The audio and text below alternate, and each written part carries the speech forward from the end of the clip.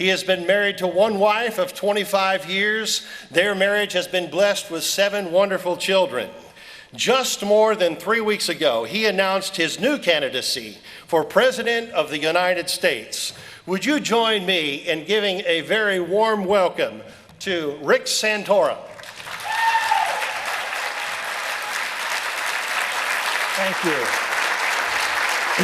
Thank you. Thank you very much.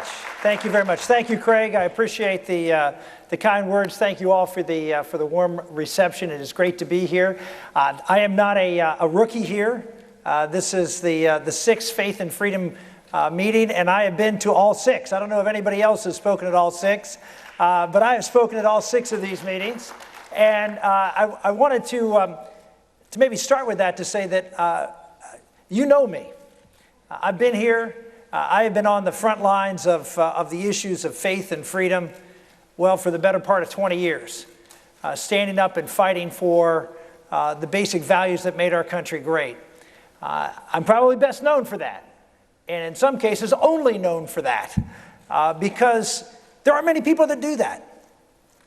There are many people that come and talk to you at the podium here, will come to your conferences, but will they go out and actually fight for these issues when the rubber meets the road?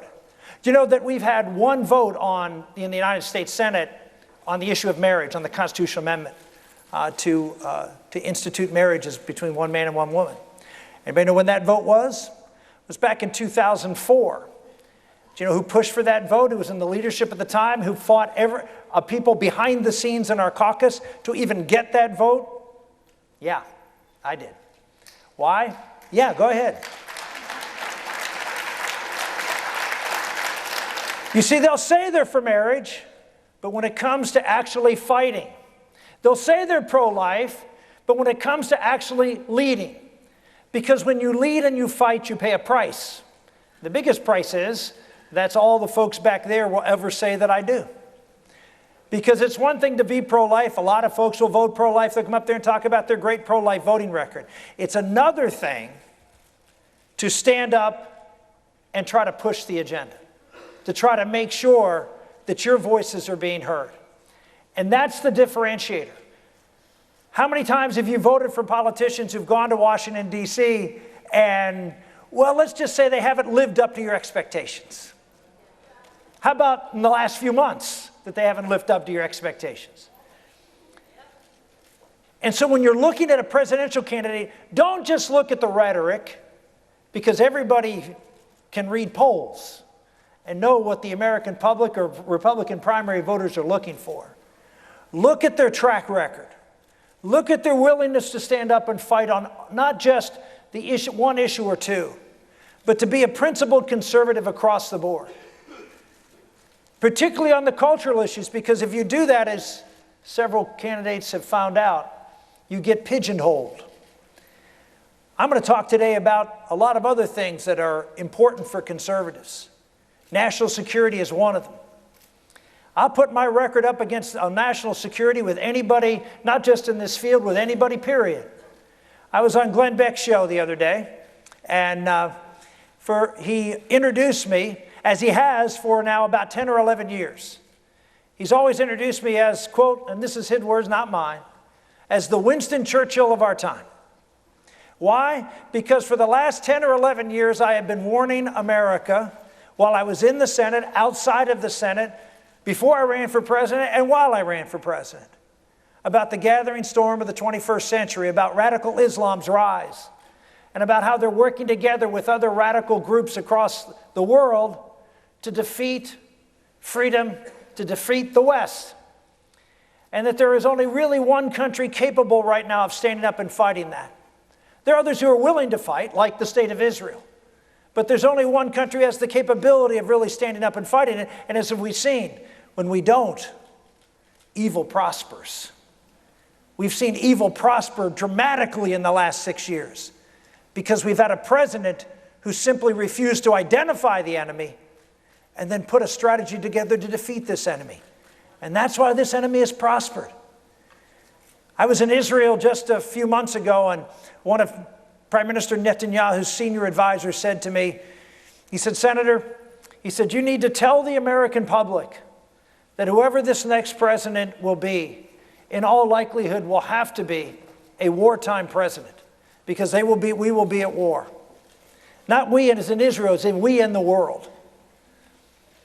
Ladies and gentlemen, Commander-in-Chief is not an entry-level position. There are a lot of good men and women who are going to come up on this stage and are going to talk to you about what their principles are and what their values are and maybe even what their ideas are. But we're going to be up in a race against probably a former Secretary of State who knows these issues inside and out, has experience at a time when America is going to be looking for someone that they can trust, someone that has a track record on these issues. I served, as you mentioned, 8 years on the Armed Services Committee, but beyond that, we worked really hard on defending the state of Israel, but also trying to alert America about the threat of a nuclear Iran. That's always been the number one issue for me. And if you go to Israel, it's the number one issue for Israel. Why? Because a nuclear Iran changes everything. Everything. A nuclear Iran provides a real shield to the rest of the world of ever going after Iran as a country, just like every nuclear country has.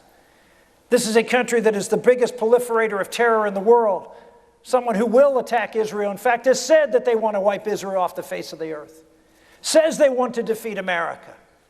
And now we're about to engage in an agreement that will put them on a path quickly, legitimately, to a nuclear weapon.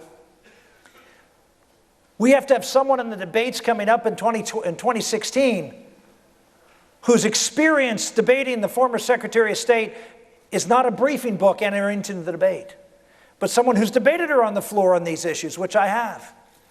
In fact, I authored the Iran Freedom Support Act, which codified sanctions against Israel, which I pushed, and Hillary Clinton, Joe Biden, Barack Obama all voted against before eventually it was passed and they voted for it. Kerry does that a lot, votes for things before he was against something and vice versa. The bottom line is that we need someone with experience and a hand that the world understands and trusts. A few months ago, 2 months ago to be exact, I was in an online magazine, which is usually a good thing. But this online magazine was the online magazine of ISIS. And I was under the heading, in the words of our enemy, was a picture of me, actually a very nice picture, I might add, and a quote describing who they are and why we had to defeat them. Ladies and gentlemen, ISIS knows who I am because I've been out there a long time describing the threat that they are and why we have to defeat them. And I know who they are. We need a president who is strong on this issue, who is willing to confront Hillary Clinton and all the things that that administration has done to put America and the world in peril at a time when our country will be in peril, if it isn't already. Second, we need somebody out there who's going to engage the large group of people in America who feel like neither party cares about them. I was reading some studies over the last year or so about who turned out in 2012 and who didn't. And there was all of this talk about, well, we just need the evangelical vote to turn out and that will make the difference. If you actually look at the 2012 election, that's simply not true. Actually, evangelical voters did turn out, and they did vote overwhelmingly for our candidate. I'll tell you who didn't turn out: blue-collar workers. Working men and women in this country, if you look across particularly the area of this country this is key to winning the election, which is Pennsylvania, Ohio, Michigan, Indiana, and go right straight across, you'll see very low rates of turnout among working men and women. Why? Because they don't think either party understands them and the plight that they're going through. The Democratic Party, well, they've long given up on working men and women. They have become the party of the welfare state. They're very happy to throw benefits at people, but you know what? Working men and women don't want government benefits. They want opportunity from a society where they can rise in America again.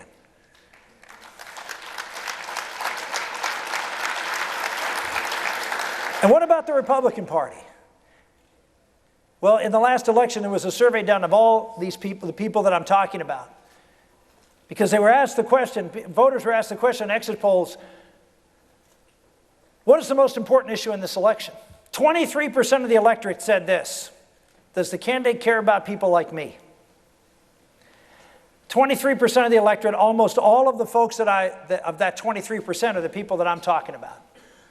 You know what percentage of the vote that our candidate got? 19% of the vote of people who said they wanted a president who cared about them. We have a tremendous opportunity as conservatives to be able to change the entire electoral map if we simply take the principles that we have that are right about growing this economy, cutting taxes, reducing regulation, balancing the budget, have trade policies that are fair to American workers. You put those policies in place, an immigration system that doesn't continue to flood this country with both legal and illegal immigrants. You know, we brought 35 million people into this country over the last 20 years, the largest number in the history of our country, 10% of the population of America, almost all of whom are unskilled. And guess what's happened to wages over this last 20 years? Flatlined, in fact, declining in real terms.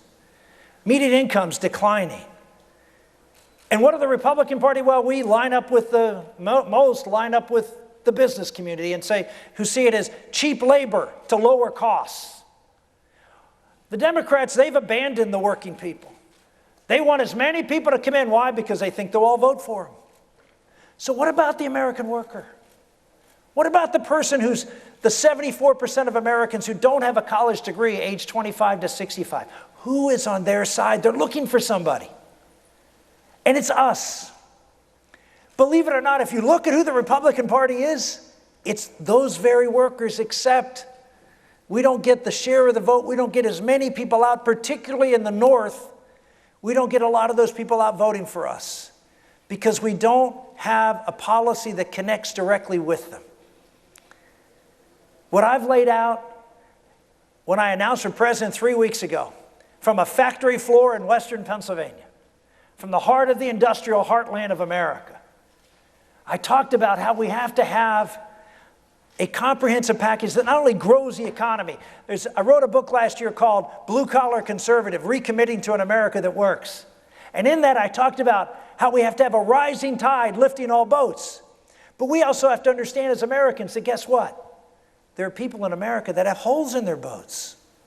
And when the tide goes up and all we do is talk about growth, growth, growth, and we don't talk about how we're going to create economic opportunities for everybody, then there are people sitting in those boats as the tide goes up and they feel like they have to bail faster because the water's deeper and more dangerous. We need to be the party of working men and women. We need a party that understands the dignity of everybody in America to work. So that's why I talk about a manufacturing agenda. We can put people back to work in the jobs that used to sustain America. We'd put pride back in America, hope back in America, to create the opportunity to rise again for those workers who have less skills that can yet want to work and get apprenticeships and be able to get the skills to provide for themselves and their family. I always say I know everybody's favorite word, because everybody's favorite word is their name. Everybody likes to see and hear their name. Yet we as Republicans, when we talk about our economic policy, it's bar graphs, charts, talk about growth numbers, GDP. We have to talk about people. We have to talk about folks who are hurting, who are not seeing the opportunity to rise, and we need to put their names in that picture of the future of America. And when you talk about creating manufacturing jobs for lower skilled workers to be able to rise and get good paying jobs, talk about construction, you talk about how America 10 years ago, if you'd have said that we would have been the #1 energy producing country in the world, people would have said, oh, there's just another flag waving chauvinist who's just trying to puff up America again. Guess what? We're the #1 energy producing country in the world. And we should be proud of that. And so when I say within 10 years we can be the #1 manufacturing country in the world again, people say, oh, he's just, but you know what? It's not just blowing smoke. The bottom line is, because our energy prices are really low and stable for the long term, we've now created that change, that switch that creates the opportunity for us to be competitive. If you go back to the 1970s when we deindustrialized in America, when factories closed and we saw massive dislocation of workers, anybody remember what the catalyst was for that deindustrialization? The energy crisis. It exposed all sorts of problems in our manufacturing sector. Well, now we have the opposite case. There are jobs coming back, but they can be accelerated if we cut tax rates. I'm talking about putting forth a simple, fair, flat tax that creates an opportunity for businesses to locate here. Take every single job-killing regulation that the president has put in place, and on day one, repeal it, revoke it, and put in job-creating executive orders and regulations. Take an immigration system and actually do what the law says. Use E-Verify for all businesses in America so we have American workers doing American jobs. That we have a system of most of the illegal immigrants coming to America today aren't coming from Mexico over the border. In fact, even a majority of people coming over the border are not Mexicans anymore. The majority of people who are in this country illegally this year are here because of visa overstays. Why? Because we don't track visa exits. Enforce the law. It's as simple as that. All we have to do is enforce the law, and we can dramatically reduce the number of illegals coming into this country every year and create job opportunities for America as a result, and better wages to boot. And secondly, we have to do something about the legal immigration system. We've had the highest levels of legal immigration in the history of our country. Over 1,050,000 every year come into this country legally, almost all of whom are unskilled. What I'm talking about is a 25% reduction. Still, by the way, aside from the last 20 years, would be the highest level of legal immigration prior to these last 20 years. I'm talking about reducing it to. Why? Because we need to be the party of the American worker, both folks who are born here, people who came here legally, and give them the opportunity to see their wages rise and to get a stable and strong middle of America again. It's as simple as that.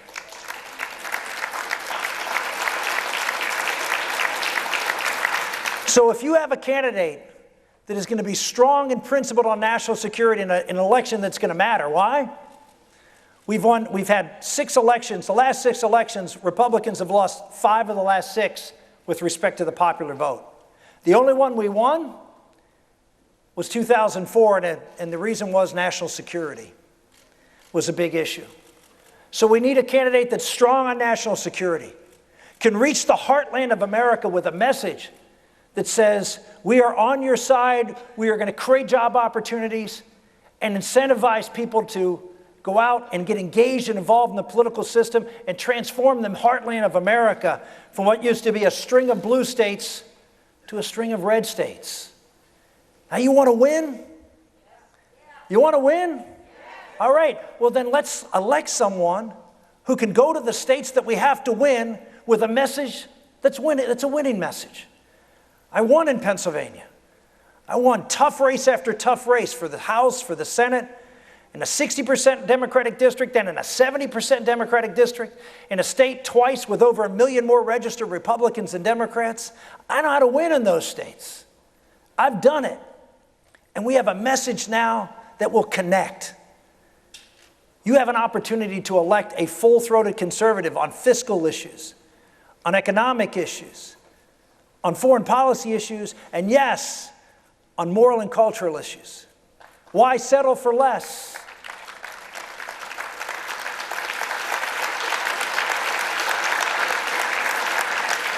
And to those who say I can't win, let me just say this. I won 11 states. Anybody else up here won 11 states? Last time around, I was outspent 4 and 5 to 1. And we were able to win. You know why we won? People say, oh, well, because, evangelicals voted for us. Let me finish with one final poll number. I'm not a big believer in polls. But after the election in April of 2012, after the primary, and I dropped out, I met with the Romney campaign, and their pollster came up to me and shared with me a little bit of information. He said, we were always wondering why you did better in the election results than the exit polls showed you were doing. Because when the 5 o'clock exits would come out, you would usually be behind or not doing as well, and then you would do better in the end. And so we started doing something we had never done in polling before. we started to ask this question: who are you voting for, and when are you planning to vote? So we've never done that in all my years of polling, 30 years of polling. And he handed me a piece of paper. He said, this is the last poll we did. It was from Pennsylvania, which was the next state up for me before I dropped out. We dropped out a couple weeks before the Pennsylvania primary. He said, well, here was the poll number in Pennsylvania. He said, if you were going to vote between, when the polls opened at noon, I was leading Romney by 5 points. If you were going to vote between noon and 5 o'clock, I was trailing Romney by 4 points. If you were going to vote after 5 o'clock, who votes after 5 o'clock? I was up by 21 points. So they can say whatever they want about why Rick Santorum did well the last time. Polls don't lie as to why Rick Santorum did well last time. Because we had a message that connected. We had a message that connected with the people that if we want to win this election, ladies and gentlemen, we better connect with. You have an opportunity as social conservatives to have your cake and eat it too. Have someone who can win and someone who will win for the values that made our country great. I hope you join our fight. Go to ricksantorum.com and give us a hand. Thank you and God bless you.